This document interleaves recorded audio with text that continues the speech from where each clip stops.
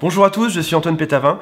Ça fait des années maintenant, quasiment 10 ans que je m'occupe de sauver des couples, de réparer des ruptures amoureuses, de faire que voilà, tout le monde reste ensemble et que ça se passe bien dans les couples. Et aujourd'hui, je vais vous révéler ma solution pour sauver son couple. Alors, qu'est-ce que j'entends par sauver son couple? Ça peut être différents cas de figure. Ça peut être premièrement, lorsqu'on est au quotidien, qu'on se dispute, qu'on est assez souvent dans le conflit, et qu'on aimerait bien que ça s'arrête et qu'on reprenne une vie tranquille comme avant.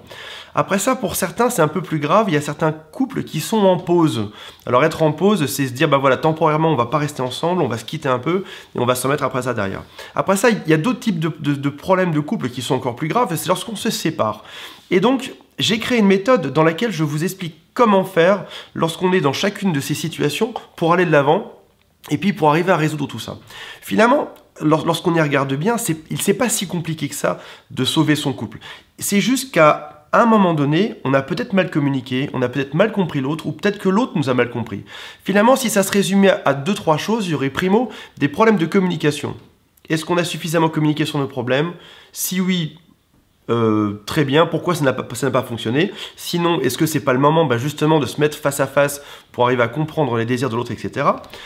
Une autre chose aussi qui pose beaucoup de problèmes, c'est la lassitude dans le couple. Alors, vous allez me dire que c'est assez classique et qu'on trouve assez souvent dans beaucoup de livres, etc. Mais c'est vrai qu'il y a obligatoirement une érosion dans le couple, qu'elle soit dans les activités que vous faites, qu'elle soit dans votre quotidien, qu'elle soit dans votre vie sexuelle peut-être.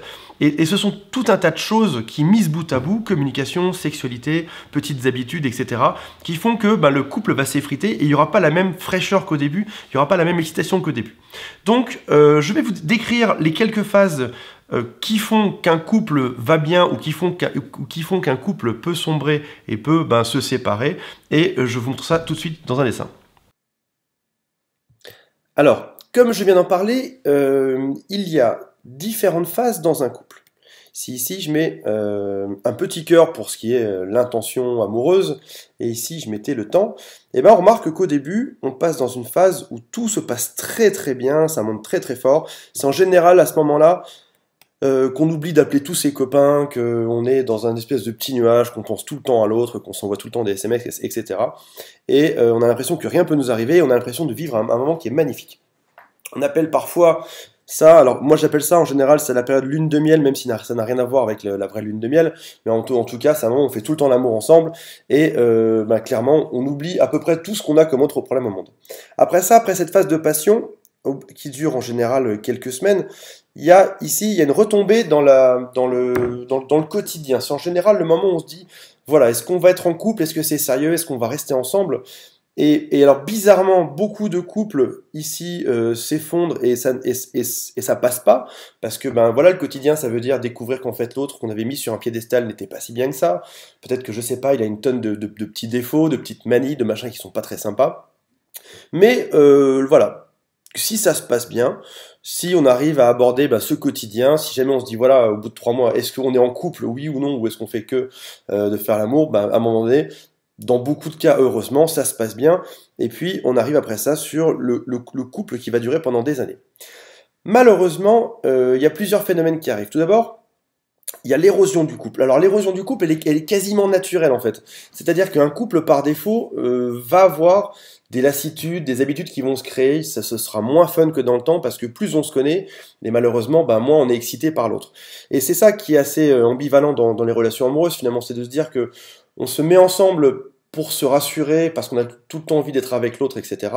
Et d'un autre côté, en se mettant ensemble, on crée de la lassitude et de l'habitude. Donc l'amour est assez mal foutu pour ça, mais bon, c'est encore un autre sujet.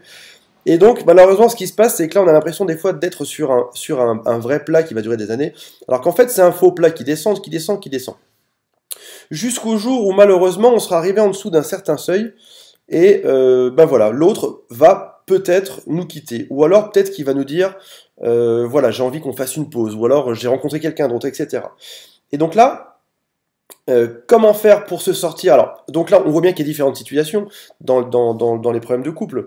Il y a, si je redessine ça de manière un peu différente, en gros, on a ici, a priori, c'est jamais un problème. Ici, ça se passe toujours bien. Premier problème qui peut arriver dans notre couple, c'est qu'on ne passe pas cette fameuse zone. Donc là, ici, on peut déjà avoir des problèmes de couple. On ne passe pas cette zone-là, et ça s'effondre juste après. Deuxième problème, c'est la lassitude et l'érosion qui fait que ben voilà, pendant des années, ce sera moins excitant d'être en couple, etc.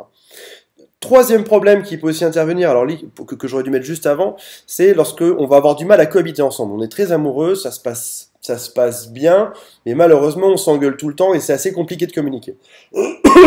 Quatrième problème, c'est si jamais on a une rupture amoureuse. Cinquième problème, qui est encore pire que ça, c'est si jamais notre ex nous dit, voilà, je ne veux surtout pas qu'on se remette ensemble, et ici on se trouve face à un gros mur, et on sent bien qu'il sera impossible d'aller plus loin que ça.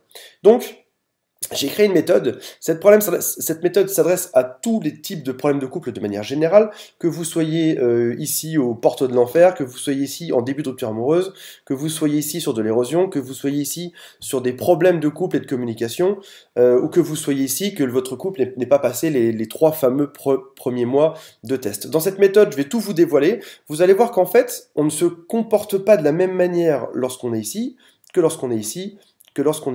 Il y a des techniques différentes, il y a des phrases différentes, et même bizarrement, en fait, il y a des moyens d'approche qui sont différents. Dans certains cas, on va par exemple privilégier le SMS. Dans d'autres cas, on va privilégier l'email. Dans d'autres cas, ce sera le face-à-face ou le coup de fil. Et vous allez voir dans cette méthode, parce que je vous donne tout...